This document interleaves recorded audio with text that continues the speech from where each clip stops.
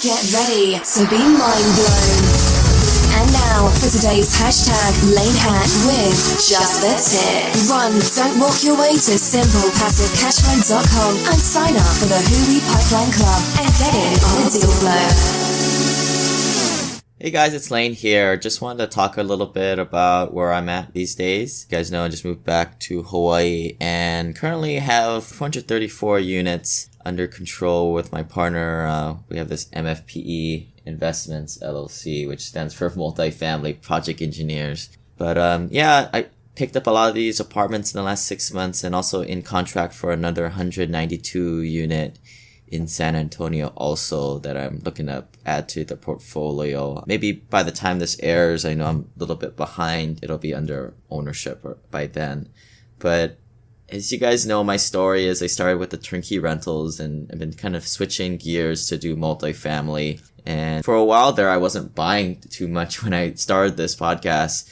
Trying to switch gears to multifamily is a completely different game of networking and vetting completely different deals, totally different lending. A lot of the same mindsets with the, how you're dealing with tenants, but again, totally different. I'm kind of seeing that I might be losing a lot of the beginning investors because they hear this high unit count and it seems really intimidating. I mean, as I always come back to, it's like if you're going to keep doing what you're doing with the stock market, you know what you're going to get. You're going to know you're going to get the 8 to 10% and you know what's going to happen. You're going to keep working at your job for another 30 or 40 years. And it all started just by starting something. And I'll admit, I started as a accidental landlord in this. So I didn't really have to, burn the boats in the beginning to get started.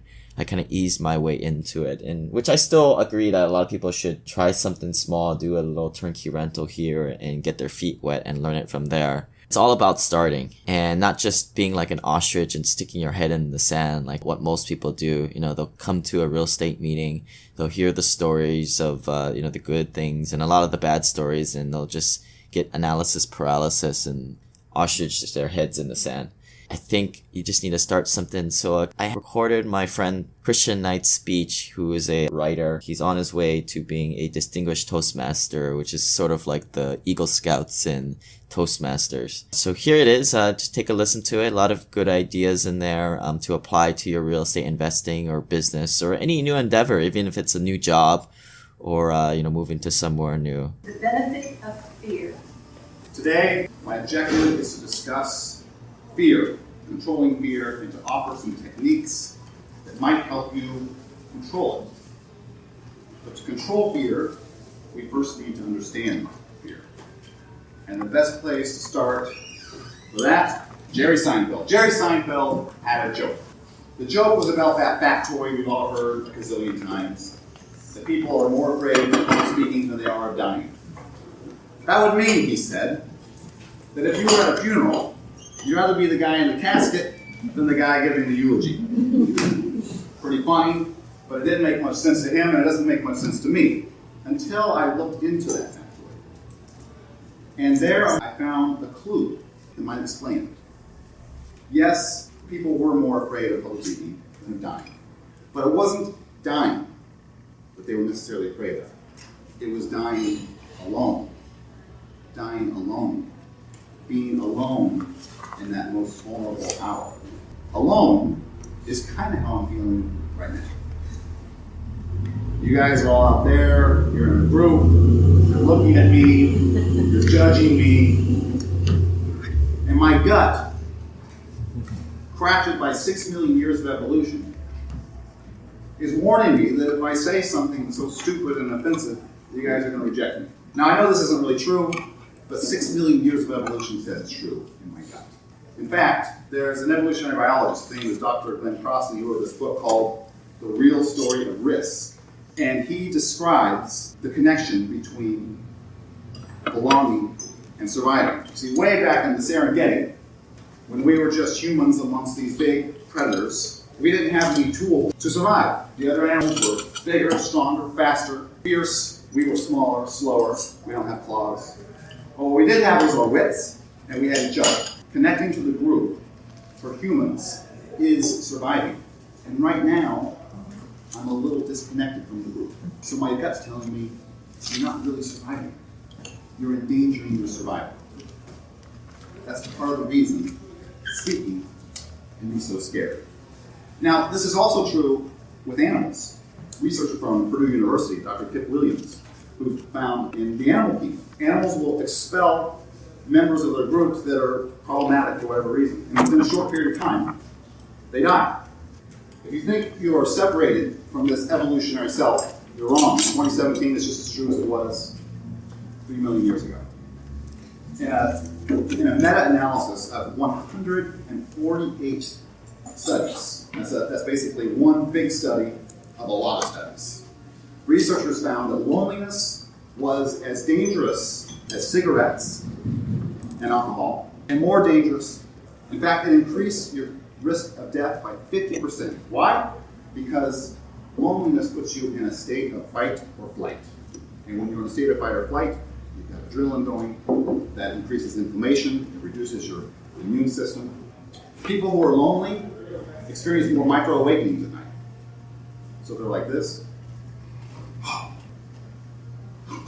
That's your evolutionary self. That's your gut telling you that there's nobody around to protect you in case a predator comes.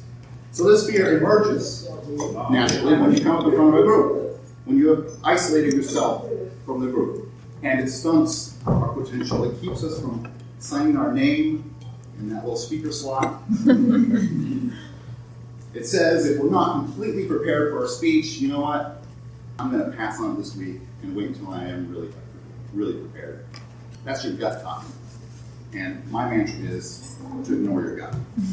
We got to get over this. And so today I'm going to share with you 4 techniques that might help. The first is to embrace the fear. Embrace the fear. Ignore the gut, but embrace the fear, and fear complacency. Fear heightens your senses. It sharpens your mind. A little fear can make you a better version of yourself. It's true in athletics, and it's true in public speaking. I come from 2 decades of whitewater kayaking, where I've immersed myself intentionally in an environment of fear. And occasionally, I will see video of myself, and I will see a stroke that I made at just the right time that I had no idea I made. It saved me. And the only way I can explain that stroke in all that whitewater as I'm plummeting down a waterfall is fear. Fear is what sharpened my senses. Complacency. Complacency is what kills. Complacency is what swindles drivers into thinking that they can text on their phone while cruising 70 miles per hour over a mountain pass. Complacency is what convinces a favorite that their opponent doesn't even belong in the same arena. And complacency is what convinces a speaker who maybe has given 1,000 speeches that they really don't need to prepare for a speech. They don't need to think of any relevant stories, any relevant statistics. They don't need to plan out their points. They can just get up here and wing it. And complacency is what kills their audience. So if there's anything you should fear, it's complacency. And if there's anything you should embrace, it's fear. Now, of course, it's a little fear that keeps you sharp. Too much fear is debilitating. A little fear is exhilarating, right? We've all ridden roller coasters. We know that to be true. How do you manage your fear? Well, that's step 2. Step 2 is to visualize. One of my best friends, for a time, he was the best kayaker in the world, the most extreme kayaker in the world. He had 5 world records, one of which was to kayak down the tallest waterfall ever kayaked. And that also meant that he ran rapids that nobody had ever run before, which means he never had the benefit of watching somebody run these rapids. Now, these rapids are heinous. When you look at them, you think there is no way through them. So the first thing you got to do is you got to scout it, of course. You got to know where the hazards are. You got to speculate what the consequences are. But Teo would also visualize it. He would close his eyes and he would take those paddle strokes through the rapid, moving his hips, moving where he needed to, and he would do this over and over and over again until he was ready. And then he would run the rapid and crush it. Now, most of us aren't whitewater kayakers, but I'll bet you some of you have been to karaoke. Some of you have been to karaoke, and I've been. If you're anything like me, you're not the first one to hop up there on the karaoke stage and start singing. You wait. You wait until somebody goes up there and just absolutely fails. You want to see somebody fail. Like the virgin, touched for the very first time. Don't you feel better now? about going up and doing karaoke now? That's because you know what the consequences of failure are. And that's part of visualization. Understanding exactly what the consequences are. Because fear magnifies those consequences without specifically defining what they are. And that is one of the most paralyzing elements of fear. So understand what the consequences are. And you do that by visualization. The third technique is experience. When I first moved here, I, unbeknownst to me, inherited a backyard Class 5 kayaking. It's called Road Canyon. It's 5 miles of Class 5 rapids, deep in a gorge, big, powerful rapids with sharp rocks. It's a classic river, but I didn't like it because 10 years earlier, I had this terrible experience. I lost my boat, I had to climb the canyon wall. I didn't end up getting out until way past dark, so I wanted to stay away from it. But I realized I was squandering a really valuable asset. A really valuable asset. And so I knew I needed to learn to love this place. And the only way to learn to love it was to actually go in there and do it, no matter how scared I was. So I went in there every weekend, maybe twice a weekend, and paddled it, and paddled it. On some days I would get out and I would scout each rapid so I understood exactly where the problem spots were, exactly where the good spots were.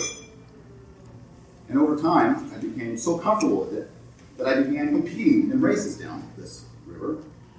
Eventually, I would go out on solo lunch hour runs, all by myself, just me and the canyon. So I went from avoiding it altogether to going in there all by myself. And the only connection between the two was experience, forcing myself to do it. The fourth technique.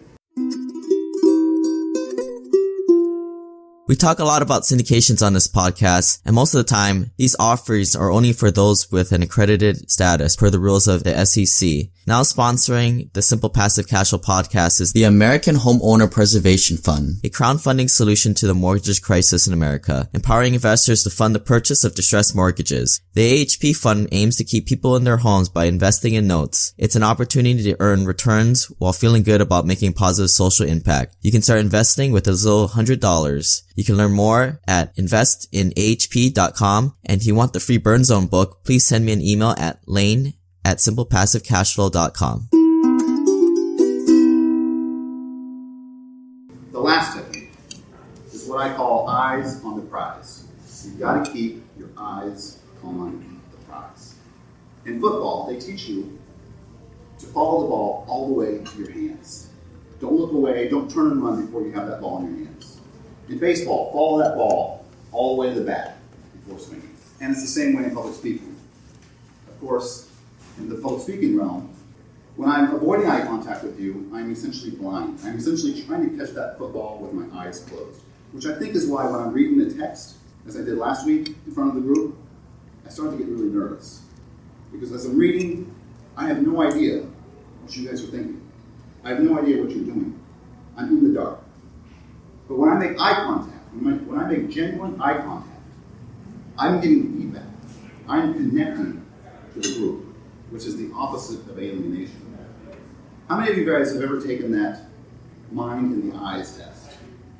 It's a test that asks you to determine what emotion is in a picture of a person's face that's cropped like this. All you can see is the eyes and brow on the top of the nose. Most Americans get 22 to 30 out of 36 of those right. In a glance, which means just by looking at each of you, I can tell whether you're bored, whether you're intrigued, whether you're angry, whether you're about to fall asleep, and that's feedback. And feedback is part of connection. And connection is the opposite of alienation. But when I choose to just do the cliche eye contact, that is kind of like this, not really absorbing my audience, I'm unleashing 6 million years of evolution, 6 million years of primal fear upon myself. And really, it's as easy as keeping your eyes on the prize. So if you do that, and if you get experience, and if you visualize, I can guarantee you that your fear will no longer usurp your voice. Thank you. And we're back. Here's a KitKat ad that is voiced by Jason Statham. That is a good follow-up to the last speech by, again, that was Christian Knight. More about the salmon swimming upstream, and it's kind of like our lives. We go through life, we work, and at the end of it, all we end up doing is we die somewhere swimming upstream. So hopefully it triggers a lot of different thoughts, what we're doing, and we might as well go ahead and take advantage of the time we have and go for something worth going for, whether it's our first turnkey rental, first 100-unit apartment, whatever it is, just keep making progress, keep swimming upstream. The salmon. The salmon spends its life relentlessly striving to get upstream. With ceaseless endeavor, it fights the currents of massive rivers, drags itself over rocks in shallow water, forces its way up huge waterfalls, never stops, never rests, just battles and battles its way upstream. Finally, heroically, reaches its goal, and it's absolutely knackered. And it dies. Remember, you are not a salmon. To close the loop on this mindset podcast, I wanted to first ask you guys if you guys could leave me a review on iTunes. I'd really appreciate that. I know you guys hear that all the time, but I mean, there's not too many reviews on there. There's just shy under 100. Really like to get above there. Really helps attract better podcast guests. And if you want to shoot me an email, always lane@simplepassivecashflow.com. If you guys are interested in the deals that come out on the Hui Deal Pipeline Club, please go to the website and sign up for that. Also, go to the networking tab and click on that to get access. So here is the last clip here, more about doing what you love. This is the famous fisherman story. I don't want to spoil it for you guys, but the catch is figure out what your goal is. Cause I talked to a lot of you guys over the phone, and some of you guys don't have too much real estate yet. You have these big lofty goals of, I want $20,000 a month or $50,000 a month. But I'm like, whoa, where's this coming from, right? Like what kind of lifestyle are you trying to achieve? What do you want to do? I mean, me personally, all I'm shooting for is to, first being able to replace my income so I don't have to work at a job, or I don't want to have that feeling that I have to keep going. And then kind of get to that $10,000 a month passive cash flow level. Again, it's tax free, so it's a lot more than your average W-2 $100,000 K job. And then I just want to take things from there. I mean, I'm more of a minimalist. I don't need fancy things. For me, it's more about the freedom. Take a listen to this. Again, another KitKat clip from Jason Statham, and think about applying it to your life, and leave me an iTunes review. We'll talk to you guys later. Bye. There's this American on holiday in Mexico. Yeah, that's great, Justin. Yeah, you must be stupider than you look. I haven't lost money since the 70s, amigo. He's eating fish in this beautiful little restaurant on the beach. Great fish. He says to the restaurant's owner, "Say, how many do you catch in a day?" The Mexican glances at his fishing boat and replies that he likes to catch a few fish in the morning, take the afternoons off, play with the kids, swim in the sea. I'm sure there's plenty more fish out there just as good as that, says the Yank. You should borrow some money, buy some more boats. Then you can hire men to fish for you. Start a whole chain of restaurants right across Mexico. Mexican smiles politely as the Yank continues. Hell. If you worked hard enough, after a few years, you might get someone to manage it for you. And maybe you could just work mornings. Take the afternoons off, play with the kids, swim in the sea.